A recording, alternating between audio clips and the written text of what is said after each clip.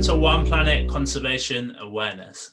Today, we are going to be exploring how the Big Life Foundation in East Africa has been able to protect over 1.6 million acres of wilderness with the help of hundreds of locally employed Maasai rangers. We're lucky enough to be joined by Daniel, the Predator Protection Coordinator, who is going to share with us his amazing work. Daniel, thank you so much for joining us. Can you start off by introducing yourself and a little bit about how you became to work in conservation and Big Life Foundation? Thank you, Jordan. My name is Daniel Ole Sambu, working with Big Life Foundation. I am in charge of the Predator Protection Program. And I joined Big Life in the year 2009. And that was when we have the worst drought ever, and the longest in the history of the country. Our livestock became very weak. Conflict became, it was actually out of the roof. And the organization is looking for somebody who can bridge between the organization and the community, somebody who can talk to the community and explain how the program works. And that's where I landed the job. I came in as a mediator between the community and the organization. So it was first a trial, and after a few months, I was confirmed, and that is when now I came to the core of the program, in charge of the predator protection, and at the same time as a liaison officer, telling people what Big Life does, how we do it, and that is how I became to be a conservationist. Before then, I was working with a politician as a personal assistant. So I still have some knowledge on dealing with people, and that's what exactly get me this job. I think the skills needed to be a politician are often quite useful in the world of conservation as well. Yeah. Conservation need voices. You need people, courageous people who can balance situation, especially when it comes to conflicts, because some conflict, especially involving livestock, it raises, temperatures very high. Sometimes the warriors cannot listen even to the rangers. So they needed somebody who can really talk to them nicely, not really promising them anything, but just explaining the situation. And that is exactly where I got the job. Amazing. And can you tell us a little bit more about the location of Big Life Foundation's work, a little bit about the national park, the ecosystems, and the different species and communities you work with? Yeah. So Big Life Foundation is based in East Africa, Kenya, to be very specific. We are in the southeastern side of Nairobi, near the world-renowned Amboseli National Park. So the ecosystem is built in such a way that we are working to protect wildlife outside protected areas. So now we have 4 parks in our midst. We have the Amboseli, connected with Mount Kilimanjaro National Park. Then on the eastern side, we have Tsavo West and Chulu National Park, for people who might have visited this area. Then in between the 4 parks is a very large community land known as the group ranches. Group ranches here means a land that is owned by a community, not owned by an individual, it's owned by a group of people.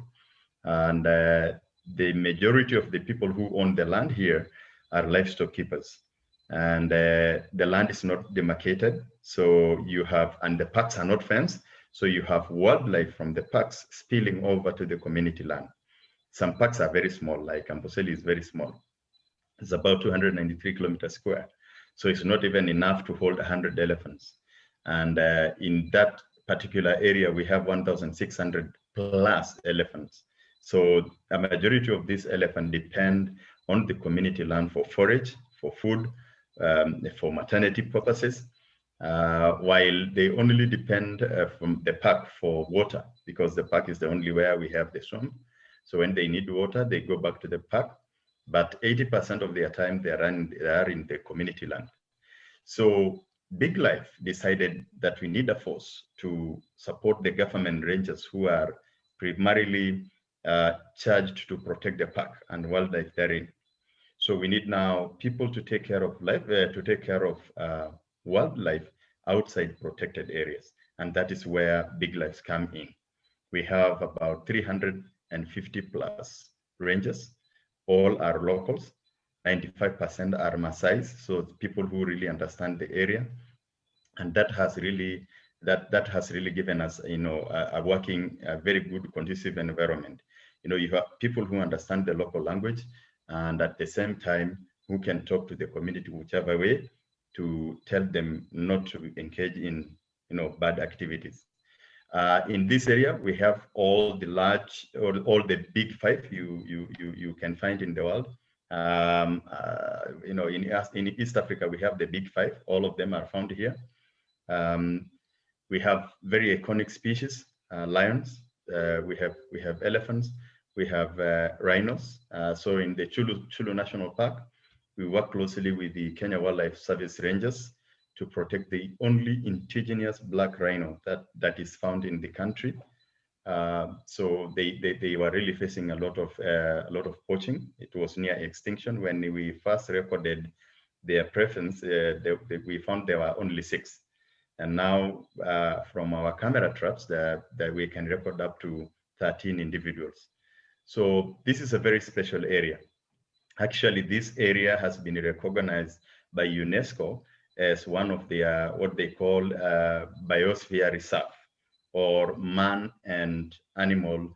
It's called man and animal biosphere, MIB. And then it's now recognized by UNESCO as one of the world-renowned heritage in the world. So this is a really special ecosystem, not just for the animals and the habitats, but also the communities that live amongst these animals as well. But as with conservation across the world, where there's humans and wildlife living so closely, there's quite often problems. So what are some of the problems that Big Life Foundation are having to deal with in the local area? The first one that we really, in the initial stages when we were rolling out our community rangers program, was poaching, and not just the small poaching of subsistence. It is actually commercial poaching. We were recording elephants being massacred, people killing elephant, even the smallest elephant, without even, attacks cannot even weigh a kilogram.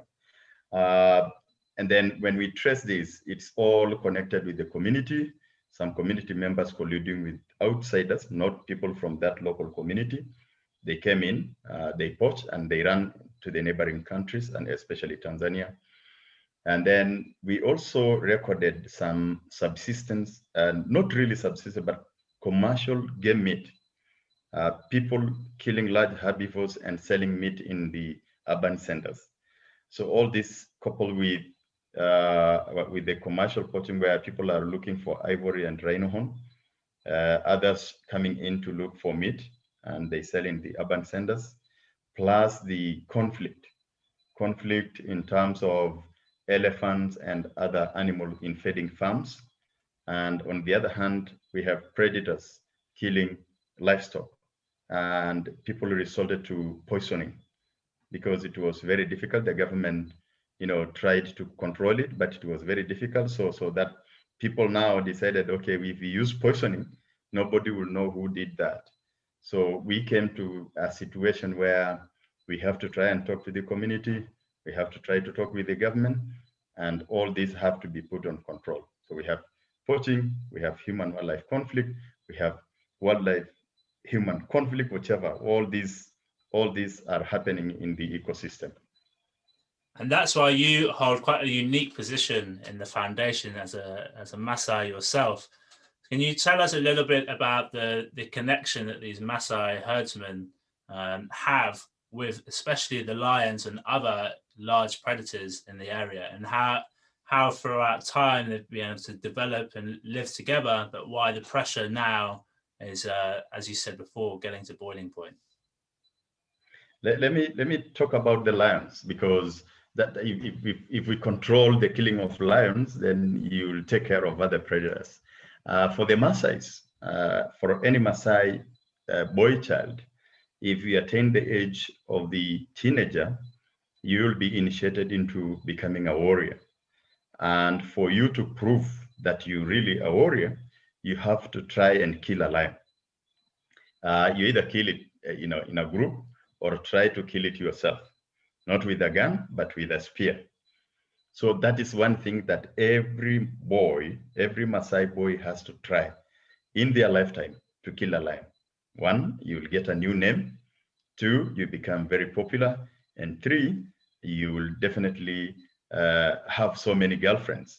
People will start saying you're brave, and definitely, you will have some mileage over somebody who haven't killed a lion. I know many people will ask whether I also killed one.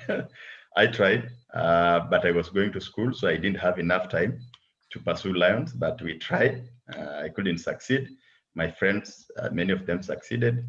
But for a Maasai child, for a Maasai boy, the first thing you're going to do is to find a way to kill a lion to prove that you are a man.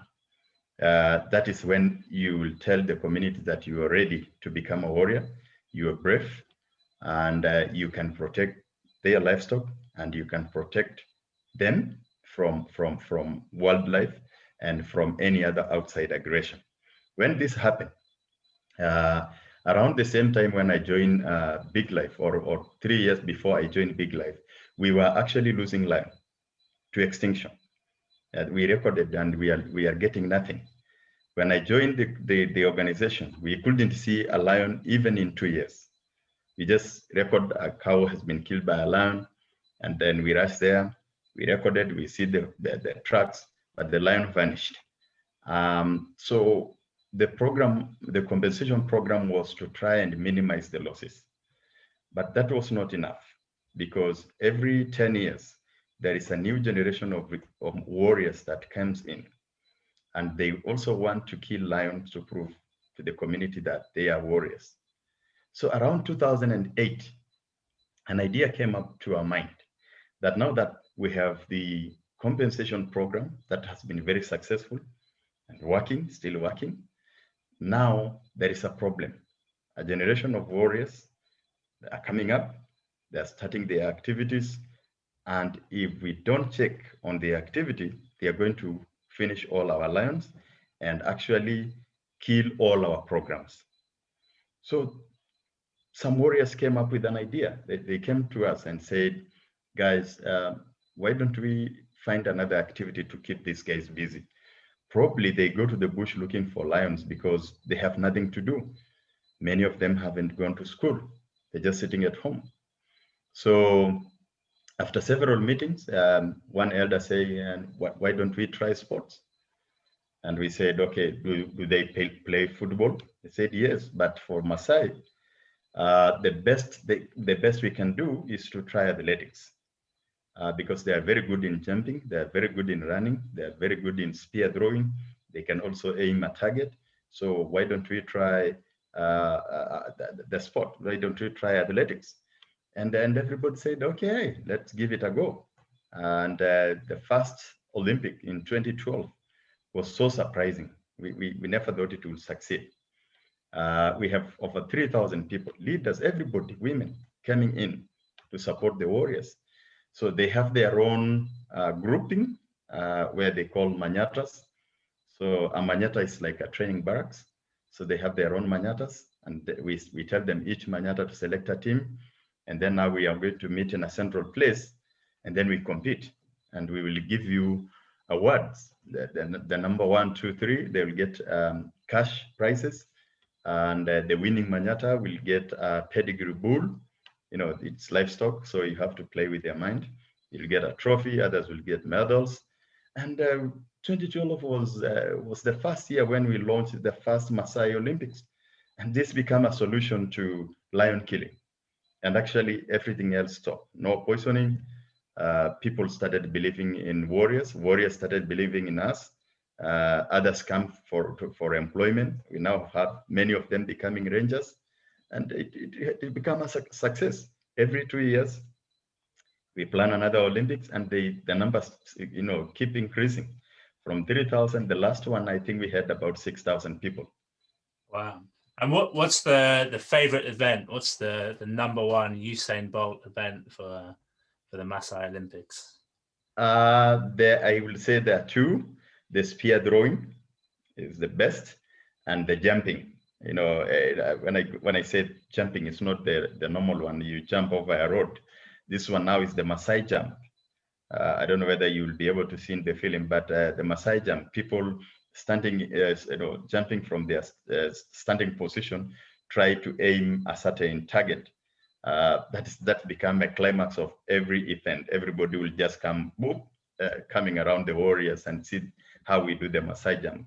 So the spear throwing and the Maasai jump is one of the favorite for the warriors. So Daniel, you weren't able to get your lion as you were a youngster, but have you been able to get a medal at the Olympics to make up for it? I didn't participate in the Olympic because in the Olympics, I'm always becoming the master of ceremony and the organizer and the umpire. So they will not allow me to participate. But probably I will have gotten a medal in jumping. I can jump. Yeah. As a jumper. Yeah, I can jump. Well, it's an incredible story of quite a clever way to deal with the community and actually give them something that's not only benefiting nature, but also benefiting them and that they can enjoy as well. Yeah. And you mentioned that the Maasai Olympics is something that goes hand in hand with another one of your main focuses in your work, is the livestock compensation program. Could you tell us a little bit more about that? Well, there are three programs that are helping each other. We have the compensation program, which was the old one, started in 2003, trying to check the economic losses attributed to predators killing livestock, and then livestock owners retaliate. That one has reduced retaliation to almost zero. When we started the compensation program, we had less than 15 lions in the ecosystem. And the recent count showing us we have slightly above 200 lions in the ecosystem. Even this morning, I was tackling two different conflicts, one involving a pride of 8 killing 3 cows in one spot, and another one, a pride of 6 killing 1 cow. So it was just, the morning was terrible. So we were to check retaliation. We were to check the number of lions in the ecosystem. At the same time, we were trying to use the agreement to try and promote peer pressure. You don't have to kill a lion because we will lose compensation. And the leadership also, promoting cohesion, promoting unity. People don't really have to try and kill lions because of a cow or a goat, because they're going to get money. And this is a partnership program. There are also some money contributed by the community into the fund. So it's also their program. After several years of success, we said, okay, now let us check the cultural aspect, where warriors, young boys, need to kill lions to become warriors, or to become men, or to become, whatever. So the two program, one checking on economic losses, and another one checking on cultural aspect of lion killing. And then we have the scholarship program, trying to promote education among our community, especially children from poor background. We find a way to look for friends who can support us, and we have over 300 of them in that program. So we are balancing everything. You're checking on livestock, you're checking on their livelihood. Once you have education, all these other factors will be checked on. So the programs we have now, providing employment, you have a compensation program, you have a scholarship program, you have the Maasai Olympics, all this summed up to make Big Life what it is now. And each of those programs are really community driven and really specialized for the Maasai people and their traditions. But what would be your advice to other projects and conservationists across the world who are also having to deal with human-wildlife conflict? What is your top tips on how you can really infiltrate the community and find a program that not only works to protect the species in the ecosystem, but also the community's needs as well? What I will say is The conservation means, conservation. If you're trying to come up with a program that is conservation driven, definitely there are other competing issues in the community. For you to succeed, you must bring the local community to the core of your program. Let them advise you. You have your specialty in conservation, but let the local community advise you what works for them. Let them come to the center. Let them walk together with you until it reaches a point you say, now I can give you as a community to go ahead because you are okay. Many programs fail because they want to say we are a specialty group, we can work without the community, and that one is a very wrong thing. This community have a lot of knowledge, they have a lot of skills. Our ranger program is amazing. People who have not gone to school, but they are giving us information. They are collecting ecological information every day. They just fill form by circling, telling us a number of wildlife, number of activities going on in a certain area. So this local community need to be at the center of your program. That's the first thing. The second thing is, for them to trust in you, there must be some benefit coming straight, direct from whatever you're doing to them, because they are also giving out the land, they're giving out space for wildlife. In other areas, they might say we fence off and chase wildlife away. But this community, for example, have decided to live with wildlife. So they must see some benefit from wildlife coming into their livelihood. That's why we are trying education. That's why we are doing a wildlife, community ranger program. That's why we are doing the compensation and so many other. They want to see rangers not as a paramilitary group, but just as their sons and daughters working to protect both the livestock, wildlife, and them in that particular ecosystem. And that's when the trust and success will come in.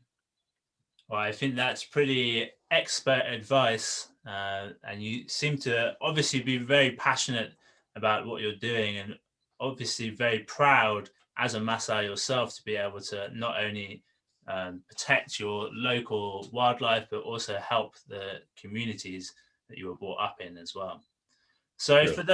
for those who are interested in finding out more about the Big Life Foundation and potentially supporting your project, how can they do so? The easiest way is to visit our blog, our website, biglife.org. There is a very, very interesting blog, a very interesting website. If you go down there, there is a way you can donate. You can specify where your donation will go to. If you want to support scholarship, you just explain that I'm donating this and to go to scholarship. If you want to buy 3 months of our compensation program, there is a way you tell them, yeah, I'm saving lions, so this money should go to the compensation program. You can specify or just say this is for general conservation activity that Big Life is doing. You can also visit our online shop. There are so many items that you can buy, and 100% the money will come to supporting our programs. So there are so many ways you can donate, you can support us. Follow us on Facebook, follow us on Instagram, and we are all on all these social media, Twitter. And you can also send email direct to people like us, and we will try and answer your question. My email address is predator@biglife.org. I'm on Facebook, I'm on Instagram, so you can as well ask direct question from wherever you are. And if you happen to be in Kenya, incredible videos as well on the website, especially for the Maasai Olympics, starring you, not jumping, but you're talking in the film, called The Hunt for Medals, Not Lions, which is definitely watch. Yeah, there are so many videos. There are even photos from one of our biggest supporter, Nick Brown, a very world-renowned photographer and founder of Big Life. You can purchase and still promote our work. And if anyone happened to come to Kenya, just tell anybody to bring you to our offices, Big Life offices in Amboseli ecosystem. Well, I think as lockdown lifts, many people will be wanting to come out and maybe try and tempt you into joining the Olympics yourself as well. Yeah. Yeah. Well, Daniel, thank you so much for joining us. It's really inspirational speaking to someone like yourself who's clearly so passionate about what you're doing. And the work you're doing for Big Life Foundation is so important and so impressive. So it's been an absolute pleasure to speak to you. So thank you so much for joining us. You're welcome, Jordan. Thank you very much. And thank you to all whoever will be watching, will be listening to us. Thank you very much and welcome. Let's do it together.